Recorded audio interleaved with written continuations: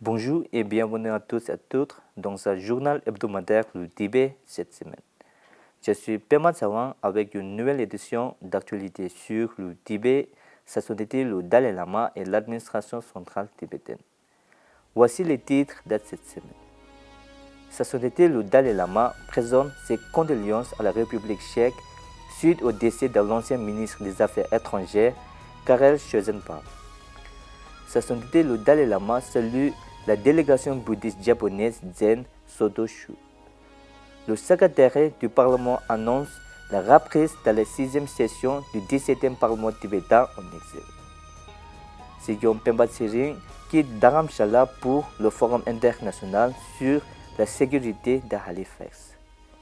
Sigyom Pemba Tsering informe sa sainteté le Dalai Lama de ses derniers engagements officiels. Inacceptable, le porte-parole de l'administration centrale tibétaine à propos du nouveau livre blanc de la Chine sur le Tibet. Une délégation du réseau des droits de l'homme pour le Tibet, Taïwan et Hong Kong visite le Parlement tibétain en exil. Le ministre Nonjin Toma commence ses engagements officiels en Australie. Le 8 octobre organise une réunion stratégique et une formation en Inde. Le représentant Dr Tsewang Gyalpo Arya conclut sa visite en Corée du Sud. Le musée du Tibet participe à la conférence de la Fédération internationale des musées des droits de l'homme Asie-Pacifique. Le 5e Jangaran Cycle Yatra pour le Tibet part de Kolkata au Bengale occidental.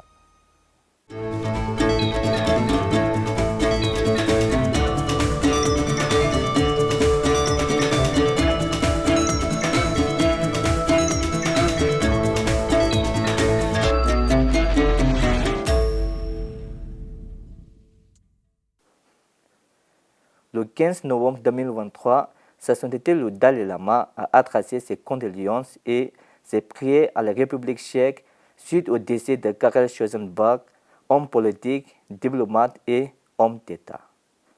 Dans sa lettre, sa sainteté évoque l'une de ses visites à Prague lorsque le défunt diplomate était ministre des Affaires étrangères et déclare avoir eu le privilège de l'accompagner dans son avion pour Bruxelles.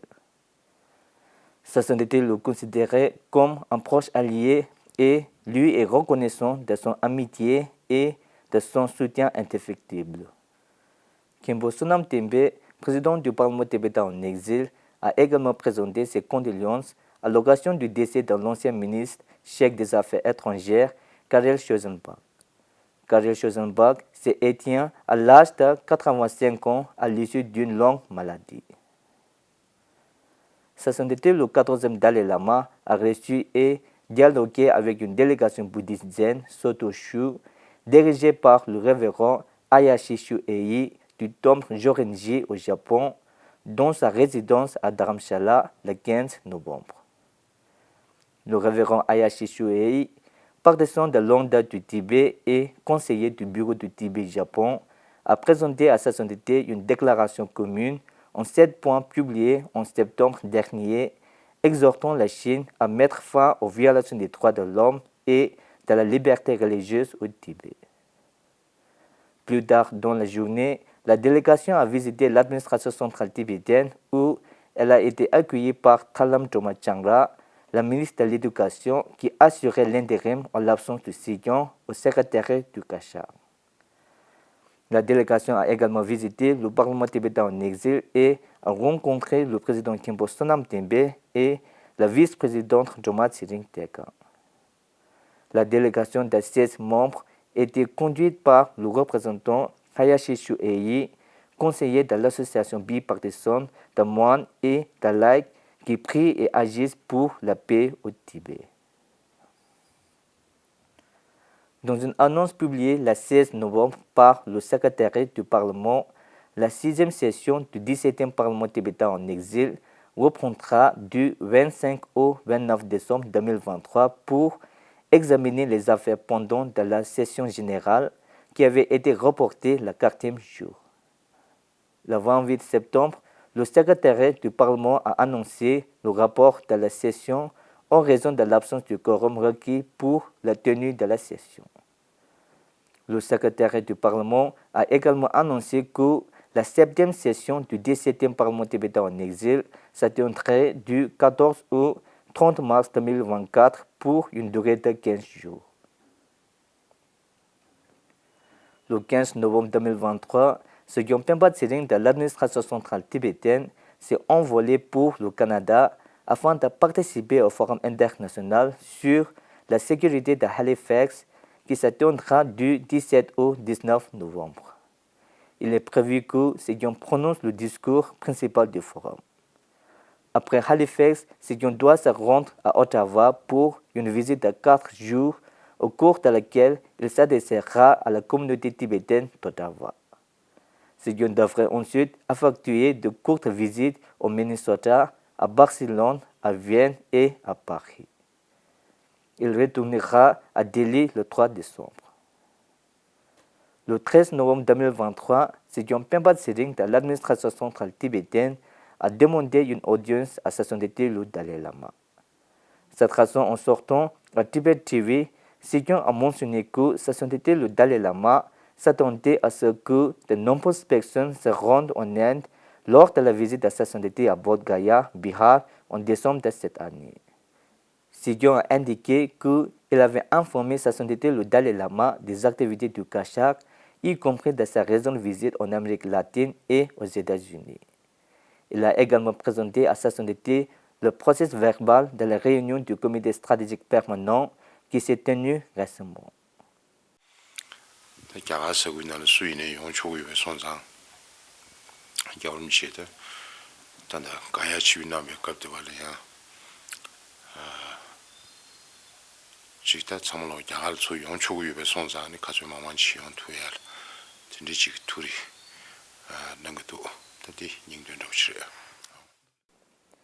Tenzin Legche, porte-parole de l'administration centrale tibétaine, a rejeté le livre blanc sur le Tibet récemment publié par le Parti communiste chinois. Tenzin Legche a déclaré que ce document était un tissu de mensonges, d'interprétations erronées et d'idées fausses et qu'il était donc inacceptable. The striking thing is the absence of Tibet. And all through the documents, they only narrate about Xizang. So it's very confusing, first thing, because all through the time, in all the official white papers, which since the Chinese occupation of Tibet, they had established more than around 14, 15 white papers on Tibet.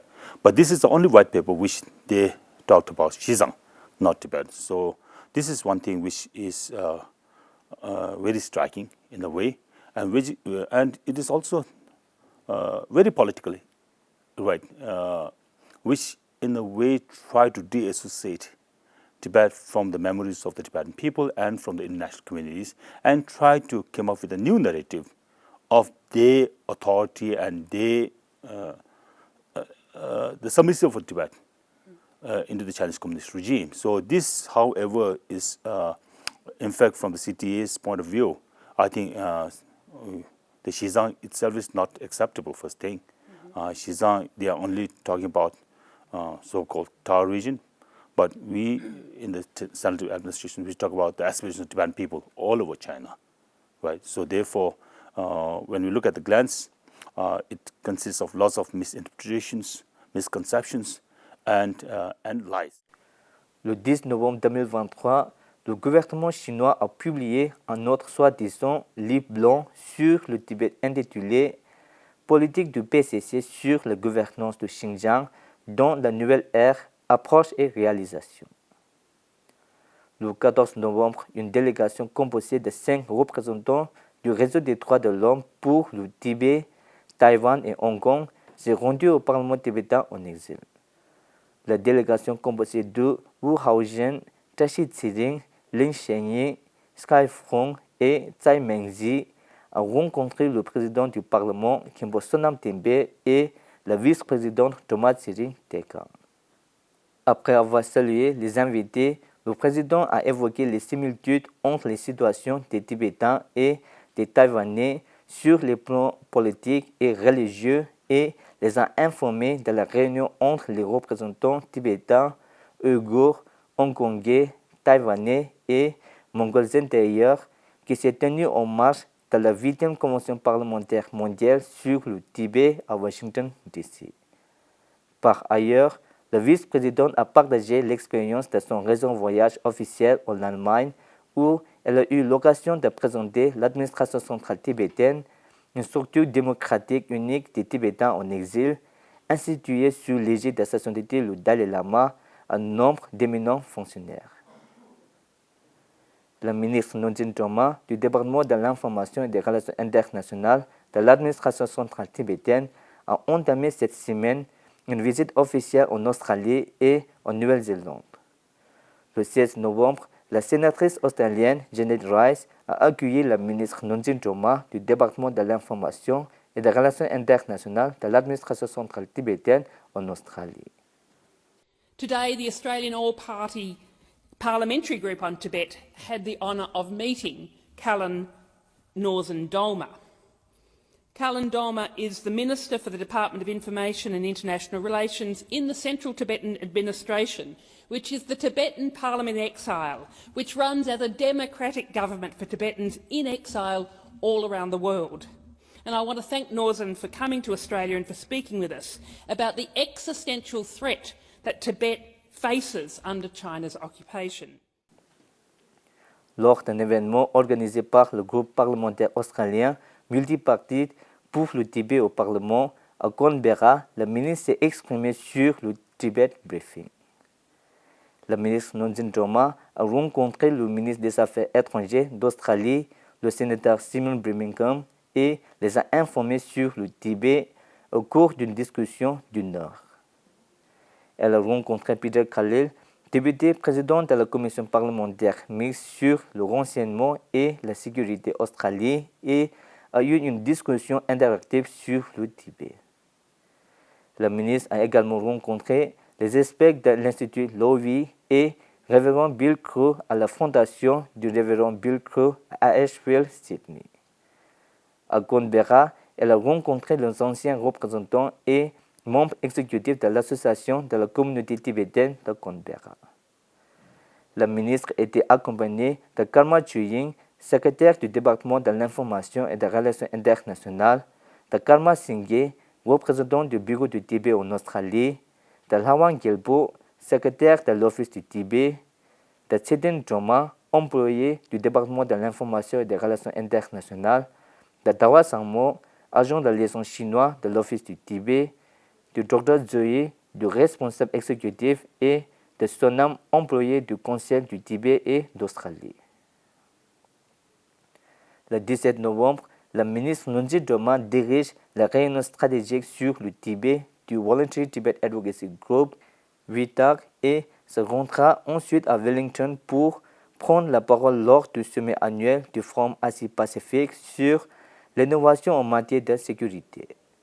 Au cours de sa visite d'une semaine en Australie et en Nouvelle-Zélande, du 14 au 21 novembre, la ministre Nonjin Joma appellera l'attention sur les priorités et les préoccupations actuelles du peuple tibétain.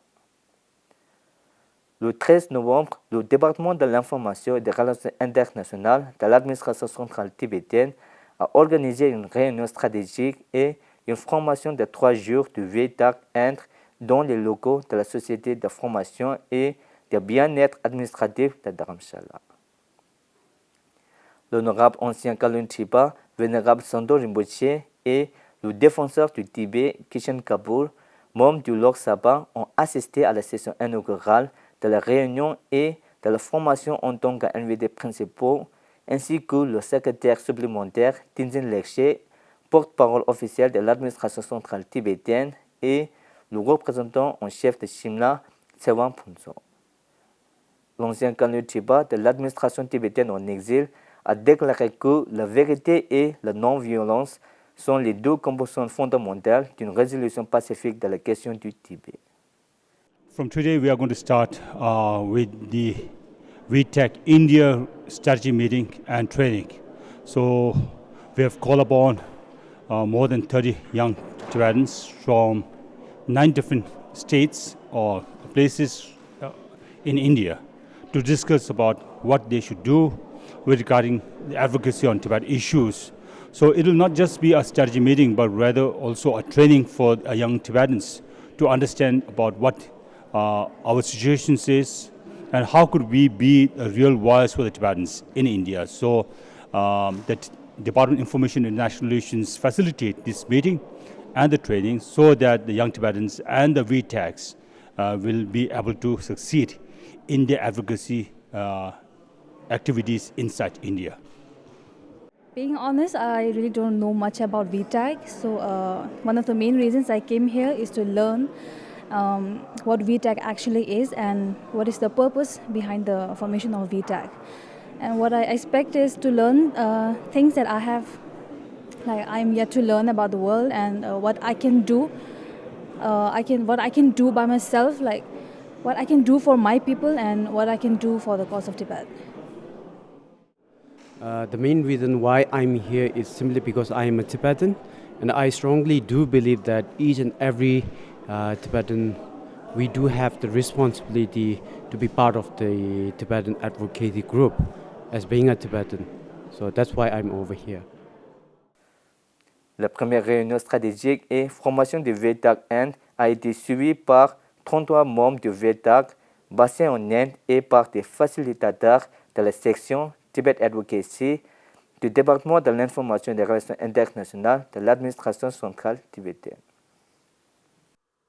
From November 13 to 15, for 2 days, the volunteers of the voluntary Tibet advocacy groups from 9 different regions in India has convened to strategize action plans for future.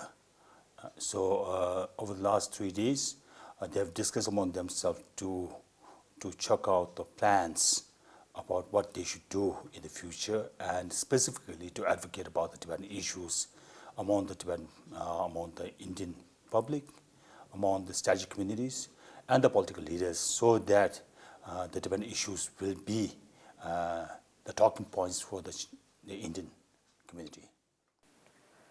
Le représentant Dr. Tsewan Khepo Arya du bureau de liaison de station d'été le Dalai Lama pour le Japon et l'Asie de l'Est s'est rendu en Corée du Sud pour une visite officielle de 10 jours du 1er au 10 novembre de ce mois. Le but de cette visite était de remercier le public sud-coréen et les membres de la Sangha pour leur soutien continu à la cause tibétaine après les restrictions de voyage prolongés dues au Covid-19 et de renforcer davantage les liens d'amitié et d'autonomisation de la communauté tibétaine dans la région. Au cours de sa tournée en Corée du Sud, le représentant Dr. Arya a visité plusieurs centres d'enseignement établis par des moines tibétains. Il a rencontré les abbés, le personnel et les fidèles et les a informés sur les questions du Tibet. Le musée du Tibet a participé à la conférence annuelle 2023 de la Fédération des musées internationaux des droits de l'homme Asie-Pacifique à Taipei, Taïwan. Le directeur du musée du Tibet, Tenzin Dobde, a discuté de la sensibilisation au Tibet et de son importance, ainsi que de la grave situation des droits de l'homme au Tibet, en mettant l'accent notamment sur la vague d'auto-émulation. Il a également évoqué le rôle du musée du Tibet dans la lutte contre les violations des droits de l'homme au Tibet. La conférence a réuni des experts et des universités d'Australie, du Japon, du Tibet, de Thaïlande, d'Indonésie, etc., qui ont partagé leurs expériences et leurs points de vue sur la manière dont les musées et les organisations de défense des droits de l'homme peuvent promouvoir la sensibilisation aux questions relatives aux droits de l'homme par divers moyens. Sandesh Meshram, également connu sous le nom de Samdeh Yishe, un ami de longue date du Tibet, actuellement l'un des coordinateurs régionaux du Core Group for Tibetan Cause India et également membre de l'India Tibet Friendship Society, Nagpur, a entamé le 5e Janjagaran Cycle Yatra avec le message « Libérer le Tibet, sauver l'Inde », y compris la campagne pour la libération de l'écologiste et philanthrope tibétain Karma Santrup le 5 novembre à partir de Kolkata au Bengale occidental. L'objectif principal de ce cycle est de sensibiliser les masses indiennes au Tibet et à la situation critique qui prévaut au Tibet sous les politiques oppressives du régime communiste chinois. Le 5e Jangaran Cycle Yatra partira de Kolkata au Bengale occidental et couvrira une distance de 2050 km environ en passant par les villes du Bengale occidental, du Jharkhand, du Bihar, de l'Uttar Pradesh, de Madhya Pradesh, de Rajasthan, de l'Haryana et de Delhi. Il s'achèvera le 10 décembre 2023 dans la capitale indienne à New Delhi. C'est tout pour cette semaine. Merci d'avoir suivi Tibet TV. À la semaine prochaine.